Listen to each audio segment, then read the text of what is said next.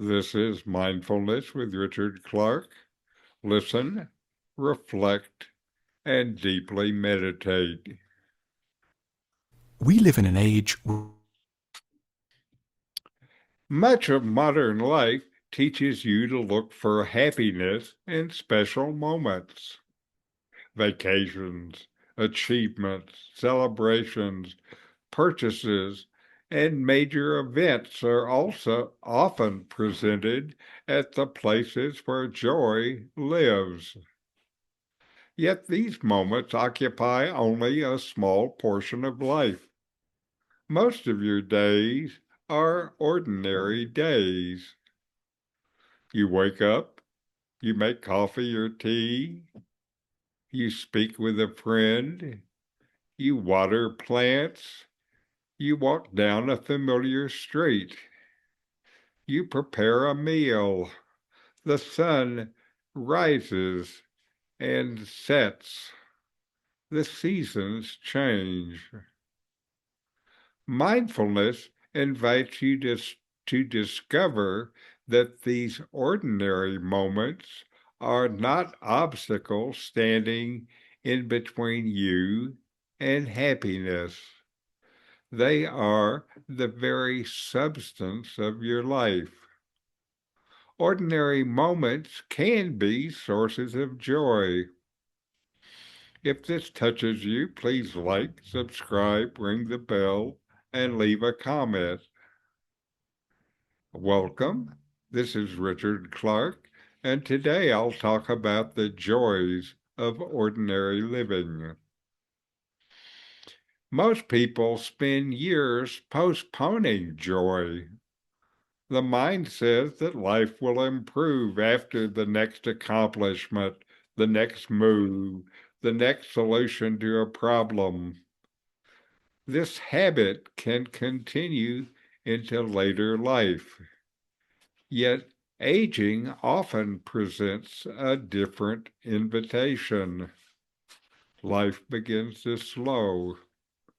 The dramatic ambitions of earlier years may soften. Space appears. Within that space, simple things become visible again. You notice the warmth of sunlight on your hands. You hear birds during the morning walk. You taste food more carefully. You appreciate the sound of rain or the comfort of a familiar chair. Nothing extraordinary has happened, yet something has changed in the way you're paying attention. Mindfulness teaches that joy often appears when striving becomes quiet. The mind that constantly searches for something better misses what is already present. The mind that rests here begins to discover quiet contentment. This doesn't mean every day feels pleasant. There are challenges, disappointments, physical limitations, and losses. The practice is not pretending that difficulty does not exist. It's learning that beauty and difficulty can exist together. You may experience sadness and still enjoy a sunset. You may have physical pain and still appreciate a kind conversation. You may feel uncertainty and still notice the scent of flowers after it rains. As you grow older, you can discover that the small moments become increasingly valuable. The pressure to accomplish may lessen. The need to impress others may soften. Ordinary life begins to reveal its richness. Daily routines can become mindfulness practice. Washing dishes becomes an opportunity to feel warm water and notice the movement of your body. Drinking tea becomes a moment of gratitude. Walking becomes a chance to feel your body moving through space. Sitting quietly by a window becomes an act of receiving the world exactly as it is. There is wisdom in slowing down enough to notice these gifts. The quiet joy of ordinary days does not depend on circumstances being perfect. It does not require excitement or achievement. It arises from your presence in the moment. When you stop waiting for life to begin, you discover that it has been here all along. Perhaps the greatest gift of mindfulness is this simple realization: this ordinary day, with all its simplicity, may be more precious than you ever imagined. It is up to you to take this moment and see for yourself. And now, a guided meditation. Before we begin, feel your feet making contact with the floor, or in Barley's case, the meditation block. Gently look around and notice a few shapes or colors nearby. Now notice a pleasant or neutral sensation in your body and allow your eyes to close. Bring your attention to your breathing. Feel the breath entering and leaving naturally, in and out.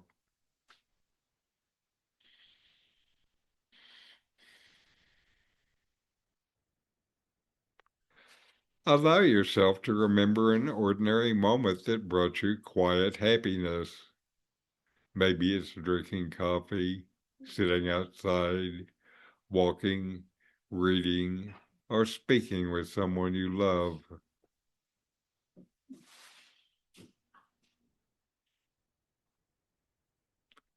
With that in mind, notice the details of that moment.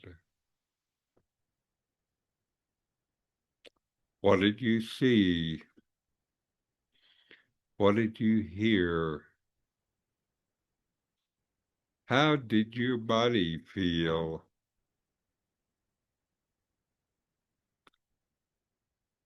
Ask gently, can simple moments be enough?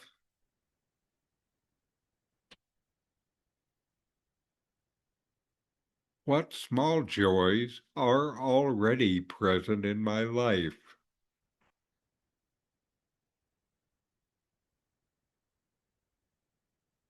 Rest with the feeling of appreciation and feel gratitude for this moment.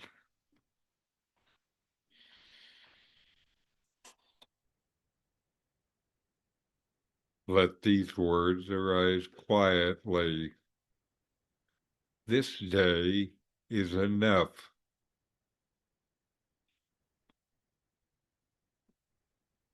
This moment is enough. Simple things can nourish the heart.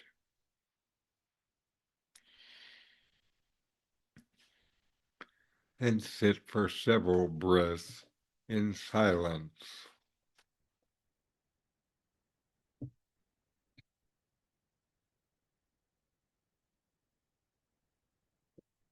And when you're ready, feel your feet again. Open your eyes. Notice the room around you.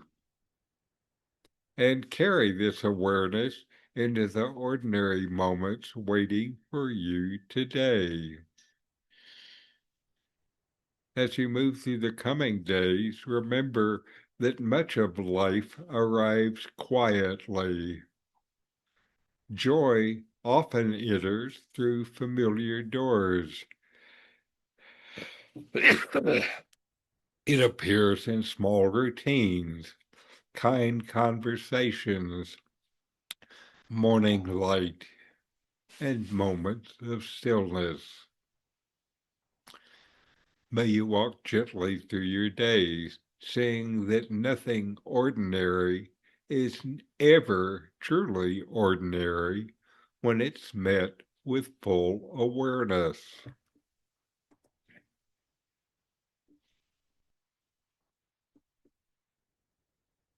So, Barley, turn on your mic, and how's your meditation been? There we are. Yeah, it says I clicked on something. Okay, I'm good. Well, I did something different this week. You know, Paula had sent out an OI message that there was the meditation with bowls. I can't remember what they're called now. Sound bowls. It was a sound bath meditation that took place at the Malakon in Ahihik in front of the Buddha sculpture. And it's Ah, every Saturday at 6:15. So I laid on my yoga mat for an hour and listened to the bowls. It was very nice. You very might good. enjoy that, Joyce, when you're here. It's free or you just give a donation. Saturday at what time? 6:15. 6:15. I assume that's 6:15 in the evening, not in the morning. It is. It would be really early, wouldn't it? I don't think you'd get me.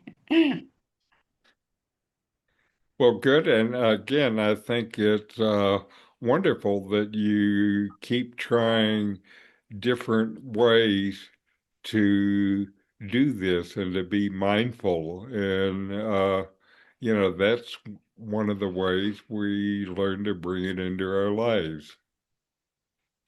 How about you, Joyce? Turn your mic on. Mhm. Hopefully, no echoing. I find summer here. It's hot, but it is quieter, and I have a lot more time to do meditation and to spend time in contemplation. And so I think that I do really enjoy that aspect of summer here. That's good. Notice for You're me, inside. when we were living in India, and the summertime was really hot. They would have days getting up to 105, but all the visitors went away and it was quiet and peaceful. And I like that time of the year the best. Yes, exactly. That's how I feel. It's funny. Anyway, very good. Now we have a short video why an ordinary life can be a good life. We live in an age with a high regard for extraordinary lives. That is, lives that the vast majority of us will never lead. Our heroes have made outsized fortunes, appeared on gigantic screens, and demonstrated unique virtue and talent. Their achievements are both dazzling and, continuously, in the background, humiliating. In the late 1650s, the Dutch artist Johannes Vermeer painted a picture called The Little Street. Doing so was a quiet but momentous and revolutionary act, with an impact that challenges our values to this day. It showed nothing more outwardly impressive than an ordinary street in Vermeer's hometown of Delft. Someone was doing a little sewing. Some kids were playing on the stoop. A woman was busy in the yard. It is one of the greatest paintings in the world. Up to this point, the most prestigious cultural works had emphasized the merits and value of aristocratic, military, and religious lives. That is, of lives filled with extraordinary moments and advantages. The great epic poets Homer and Virgil had written of heroic warriors. Renaissance artists had produced magnificent visions of saints and angels. And the routines of kings, queens, and aristocrats were constantly celebrated and held up for admiration on the most prestigious canvases. But Johannes Vermeer went in another direction. He wanted to show us what could be appealing and honourable about very different sorts of activities. Sweeping the yard, babysitting, sewing, or, as in his equally significant painting of a kitchen maid, preparing lunch. Several younger Dutch contemporaries joined Vermeer's quiet revolution. One of them, Pieter de Hoogh, focused on almost random moments of the day when nothing particular is going on. He did one picture that depicted a rather well-off merchant's house, but the thing that really interested him was the laundry basket and how the owner of the house and her assistant are folding and putting away towels and bedsheets. This, de Hoogh seems to be telling us, is also the meaning of life, properly understood. Another of Vermeer's followers, Caspar Netscher, admired people doing jobs that were often considered rather boring and lowly, like lace-making, which was fiddly and not very well paid. Netscher couldn't himself alter what people earned, but he was intent on changing how we might feel about those on a modest salary. Although these artists are famous, their works are in the greatest galleries and fetch enormous prices if they come up at auction, their tentative revolution hasn't as yet properly succeeded. Today, in modern versions of epic, aristocratic or divine art, adverts and movies continually explain to us the appeal of things like sports cars, tropical island holidays, fame, first-class air travel, and expansive limestone kitchens. The attractions are often perfectly real, but the cumulative effect is to instill in us the idea that a good life is built around elements that almost no one can afford. The conclusion we too easily draw is that our lives are close to worthless. Vermeer, for his part, was insisting that ordinary life is heroic in its own way, because ordinary-sounding things are very far from easy to manage. There is immense skill and true nobility involved in bringing up a child to be a reasonably independent and balanced adult, in maintaining a good enough relationship with a partner over many years, despite areas of extreme difficulty, in keeping a home in reasonable order, in doing a not very exciting or well-paid job responsibly and cheerfully, in listening properly to another person, and, in general, in not succumbing to madness or rage at the paradox and compromises involved in being alive. Vermeer was not claiming that everything ordinary was invariably impressive.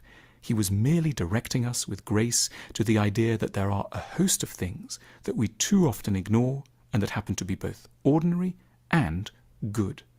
With extraordinary talent, Vermeer was convincing us of an idea we should dare to hold on to in the face of immense pressures to imagine that we should be elsewhere and living very differently, that there is already much to appreciate and venerate in our lives when we learn to see them without prejudice or self-hatred.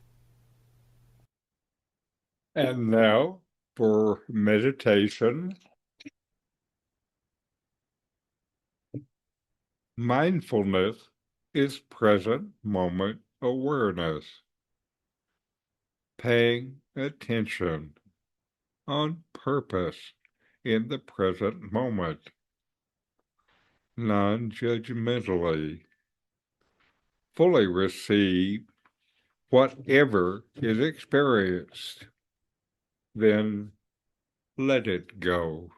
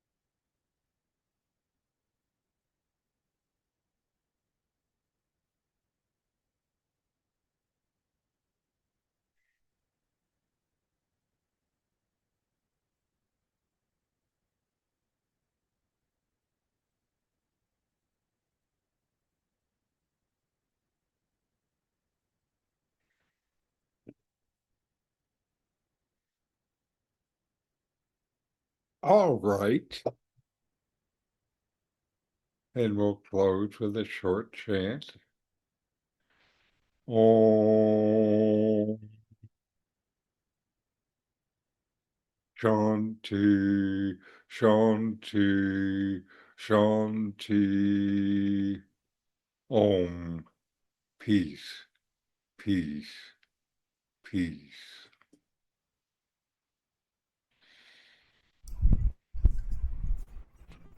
Thank you All very right. much, Have Richard. good meditations, and I'll see you next week. Adios, amigas.